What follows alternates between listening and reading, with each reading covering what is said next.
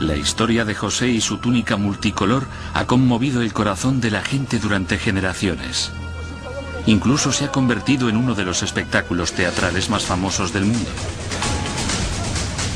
Su historia empieza cuando pierde esa túnica ante sus celosos hermanos que lo venden como esclavo. En Egipto, interpreta los sueños del faraón y lo ascienden a primer ministro.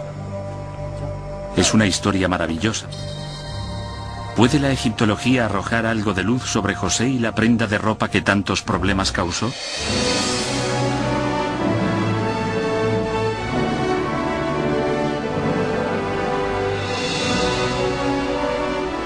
Misterios de la Biblia. José, el Señor de los Sueños.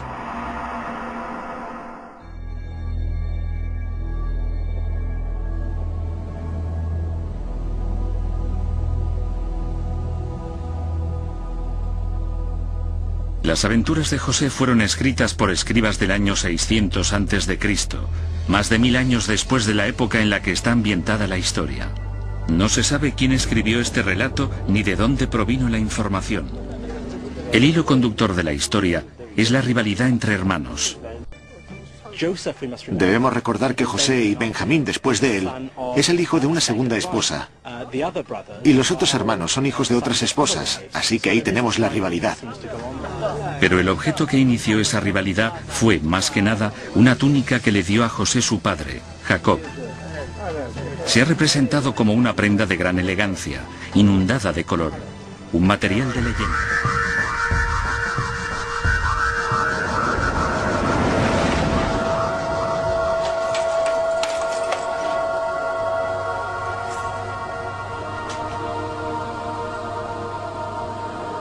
Las remotas tumbas de Beni Hasan se construyeron alrededor del año 1800 a.C. y según Barry Girdler, catedrático de Historia Antigua, nos dan una idea única de lo que debió de ser la época de José.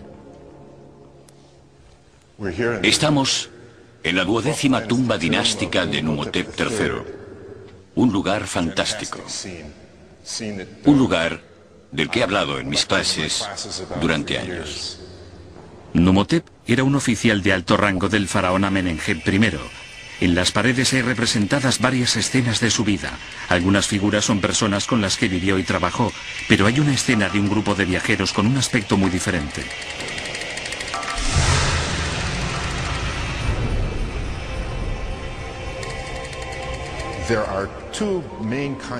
Hay dos tipos de atuendo, los dos a rayas, y cada raya es de un color diferente, lo que es muy interesante. Además se ve que hay dibujos en las rayas, lo que aumenta los rasgos distintivos, la belleza, la importancia del atuendo. Y ambos representan el tipo de prenda que los escritores de la Biblia podían interpretar como la que llevaría un personaje como José. Aunque estas son imágenes de una capa multicolor en un ambiente egipcio, hay señales que indican que estos viajeros venían de Canaán, la tierra de José. Todo el arte de esa época muestra a los egipcios rasurados, mientras que los canaanitas siempre lucen barba.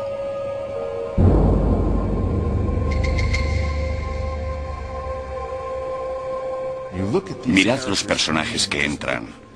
Mirad las barbas y las caras. Es la representación común de los canaanitas semíticos. José es vendido por 20 shekels. Los documentos egipcios revelan que ese es exactamente el precio que se pagaría.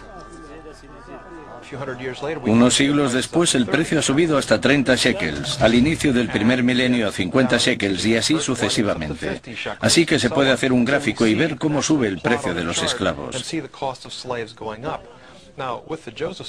En la historia de José es un detalle importante, porque si la historia es inventada, si es una novela de finales de la historia israelita y de Judea, el autor no sabría cuál era el precio, 500, 600 o 700 años antes. Parece muy auténtica.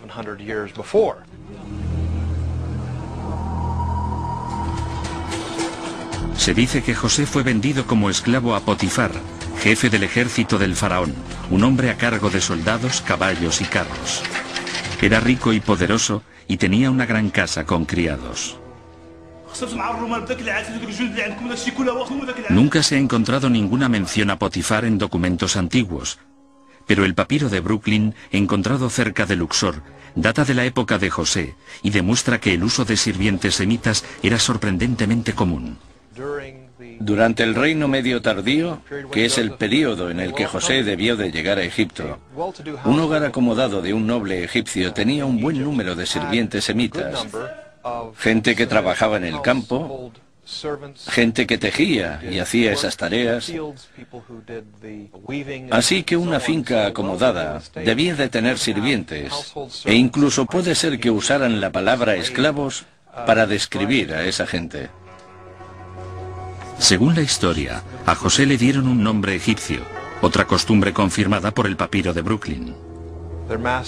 Su señor lo pasaría mal intentando vocalizar los nombres extranjeros. Y en la historia de José tenemos a José, a quien llaman Zafanat Panea. Según la Biblia, José trabajó duro y le fue bien, ascendiendo hasta hacerse cargo del hogar de Potifar. Pero entonces, su destino dio un giro muy peligroso, instigado por la mujer de Potifar.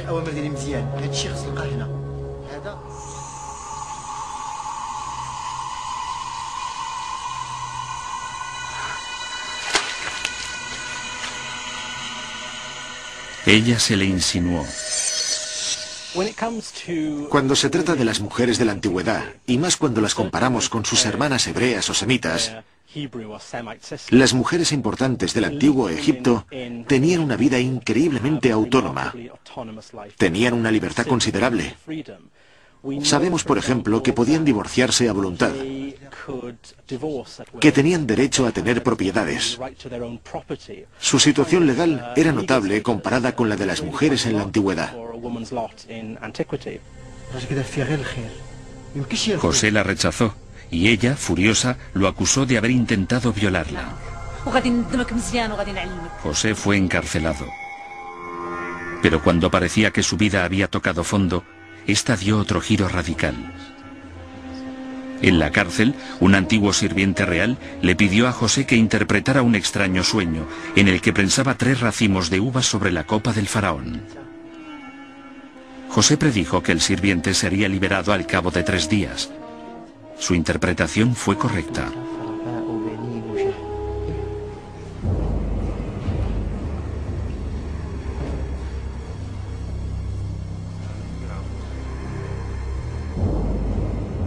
La noticia llegó a oídos del faraón, que ordenó que José fuese puesto en libertad para que interpretara sus propios sueños.